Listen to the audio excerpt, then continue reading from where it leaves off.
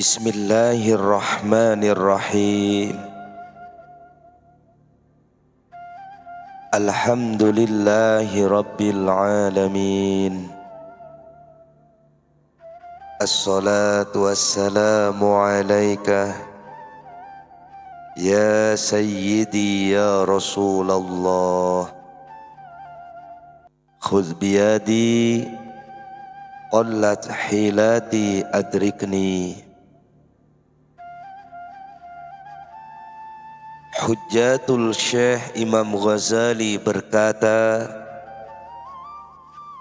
barang siapa melaparkan dirinya karena membenarkan apa yang datang dari agama mengenai keutamaan lapar, maka ia mendapatkan manfaat lapar itu sendiri, meskipun ia tidak mengerti alasan manfaat itu. Sama halnya orang yang minum obat, pasti ia mendapatkan manfaat darinya, meskipun ia tidak mengetahui bahwa obat itu berkhasiat. Lapar dapat menajamkan hati dan indera keenam. Allah Subhanahu wa ta'ala berfirman, A'udzu billahi minasy syaithanir rajim. Yarfa'illahu allazina amanu minkum wallazina utul ilma darajat. Niscaya Allah akan mengangkat kemuliaan orang-orang yang beriman di antaramu dan orang-orang yang diberi ilmu pengetahuan beberapa tingkatan. Quran Surat Al-Mujadalah ayat 11. Menurut Hujjatul Syekh Imam Al-Ghazali, bahwa lapar itu memiliki 10 manfaat atau hikmah. Di antaranya ialah: pertama, menjadikan hati bersih, menimbulkan cahaya akhlak dan mencerahkan mata hati. Sesungguhnya kenyang itu menyebabkan kebodohan, membuatkan hati dan memperbanyak uap pada otak, menyerupai gula sehingga mengandung tambang-tambang pemikiran.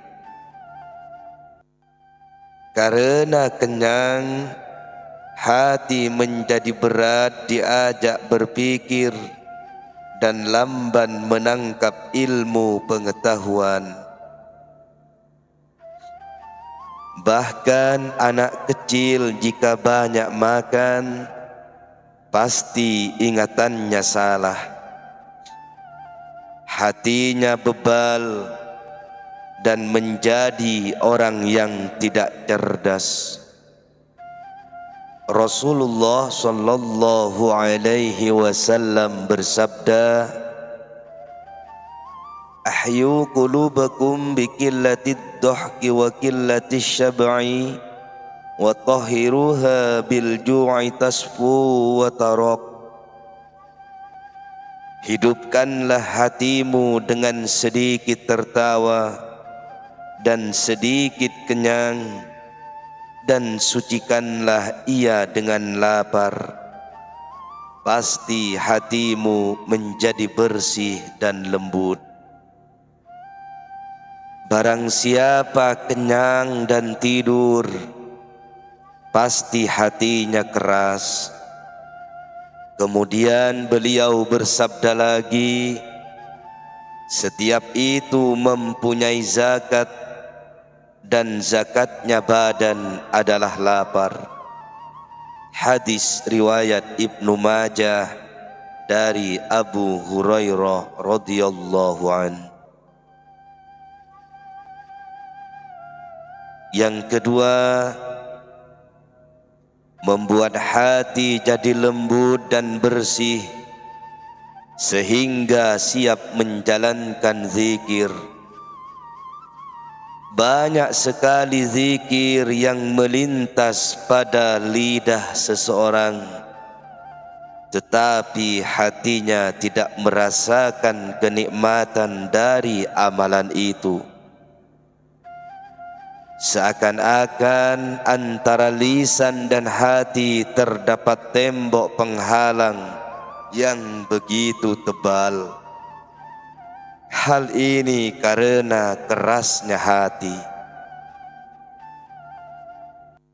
Yang ketiga, menyebabkan pecahnya, hancurnya, dan hilangnya sifat sombong, menjadikan hancurnya sikap mengkufuri nikmat. Padahal kufur nikmat merupakan dasar kejahatan dan kelalaian terhadap Allah Subhanahu wa ta'ala. Selagi manusia tidak pernah melihat kehinaan dirinya dan kelemahannya, maka ia tidak dapat melihat kemuliaan dan keperkasaan Tuhannya. Sesungguhnya kebahagiaan manusia adalah bahwa ia terus-menerus menyaksikan dirinya dengan mata kehinaan dan kelemahan, lalu menyaksikan kemuliaan Allah. Karena itu dengan lapar, seseorang akan merasa butuh kepada Tuhannya. Yang keempat, dengan lapar seseorang tidak melupakan bencana Allah dan siksanya, dan tidak melupakan orang-orang yang menerima siksaan. Sesungguhnya orang kenyang itu lupa kepada lapar dan lupa pula kepada orang yang menderita kelaparan. Manusia yang cerdas tidak menyaksikan penderitaan dari orang lain, kecuali ia teringat akan penderitaan di akhirat. Lalu ia juga ingat bagaimana seluruh makhluk merasa kehausan di padang mahsyar. Ia merasakan betapa sangat lapar orang-orang seluruh jagat ketika berada di hari kiamat. Ia merasakan bagaimana penghuni neraka menderita kelaparan, lalu makan kayu berduri dan pohon zakum, kemudian minum air nanah. Yang kelima, lapar dapat menghancurkan semua nafsu syahwat dan dapat mengendalikan hawa nafsu lainnya. Karena sesungguhnya sumber segala kemaksiatan adalah nafsu syahwat dan kekuatan. Dan sumber dari nafsu syahwat dan kekuatan adalah makanan. Mengurangi atau membatasi makan berarti membatasi kecenderungan nafsu syahwat. Keutamaan yang keenam, lapar dapat mencegah tidur sehingga dapat mengekalkan malam untuk beribadah. Karena seseorang yang banyak makan, tentu ia akan banyak minum. Orang yang banyak minum niscaya banyak tidur. Karenanya seorang syekh ketika diberi sajian makanan di depannya, ia berkata, "Kalian jangan banyak makan agar tidak banyak minum. Jangan banyak minum agar tidak banyak tidur. Dan jangan banyak tidur, nanti banyak menderita kerugian." Yang ketujuh, lapar dapat memudahkan ketekunan seseorang dalam beribadah. Urusan makan dapat menyibukkan seseorang. Kadang-kadang ia perlu menyiapkan makanan, memasak atau membeli ke warung.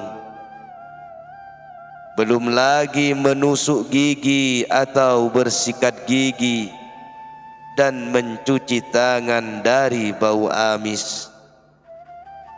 Hal itu memerlukan banyak waktu, sehingga waktu untuk beribadah menjadi berkurang. Waktu-waktu yang dapat dimanfaatkan untuk berzikir, munajat dan ibadah habis tersita karena urusan perut. Kedelapan, dengan lapar seseorang akan sehat dan tidak mudah terkena penyakit. Sebab timbulnya penyakit karena banyak mengkonsumsi makanan. Di dalam makanan terdapat zat sisa yang terkumpul di dalam perut serta aliran darah. Banyak orang yang kemudian gulanya tinggi, lemaknya melebihi kadar normal, dan sebagainya. Hal-hal seperti itu menjadikan tubuh tidaklah sehat. Jika tubuh tidak sehat, seseorang akan terganggu dalam melakukan ibadah. Kesembilan, dengan lapar seseorang menjadi hemat. Orang yang makannya sedikit, tentu belanjanya juga sedikit. Hal ini merupakan hidup sederhana yang menyelamatkan perekonomian keluarga. Berbeda dengan orang yang suka makan, tentu biaya hidup lebih besar.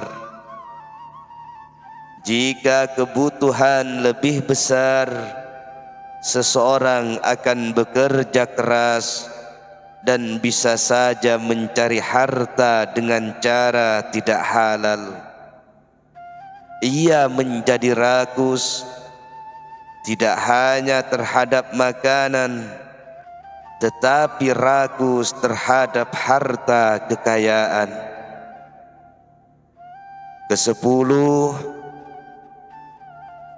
dengan lapar, kemungkinan seseorang mengutamakan orang lain, gemar bersedekah dengan memberi makanan kepada anak-anak yatim maupun fakir miskin. Dengan demikian, kelak di hari kiamat ia berada dalam naungan sedekahnya. Imam Al-Ghazali berkata, Apa yang dimakan, maka gudangnya adalah kakus atau wesi.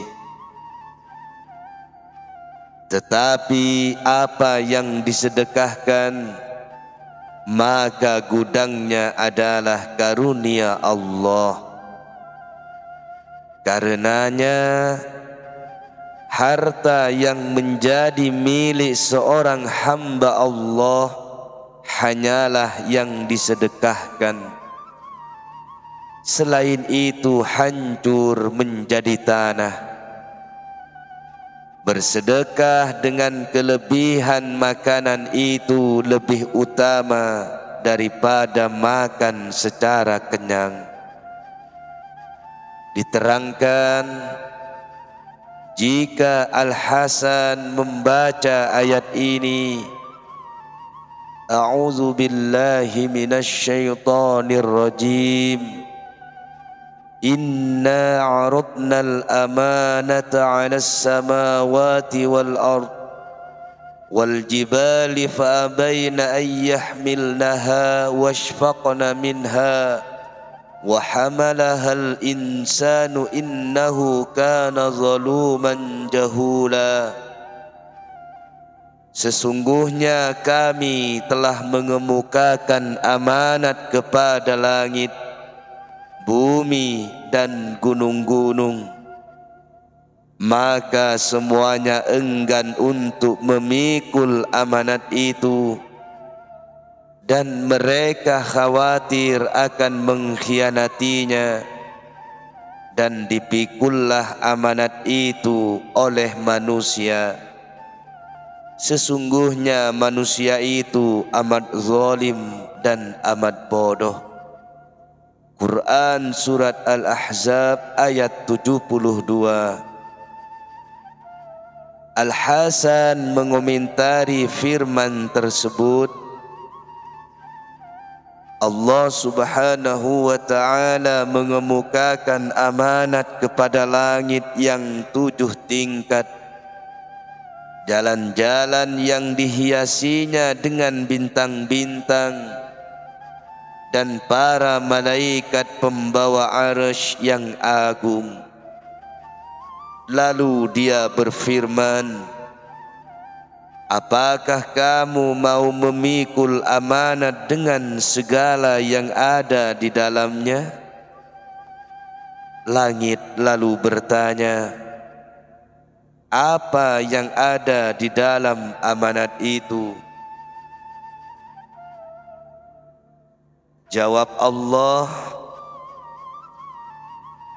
kalau kamu berbuat baik, pasti dibalas, dan kalau kamu berbuat jahat, pasti disiksa. Langit pun berkata, tidak. Kemudian Allah mengamanatkan kepada bumi, namun bumi menolak. Allah lalu mengamanatkan kepada gunung-gunung yang tinggi dan kokoh. Kata Allah, apakah kamu mau menanggung amanat dengan segala apa yang ada di dalamnya? Gunung bertanya, amanat apakah yang terkandung di dalamnya? Jawab Allah, jika berbuat baik engkau mendapat balasan, jika berbuat jahat engkau mendapat siksa. Mendengar yang demikian, gunung menolak, tidak. Kemudian Allah mengamanatkan kepada manusia. Ternyata manusia langsung menerima amanat itu. Lebih lanjut, Al-Hasan berkata, sungguh manusia itu amat zalim kepada dirinya sendiri. Ia amat bodoh terhadap perintah Tuhannya, dan kebanyakan manusia tidak melaksanakan amanat itu.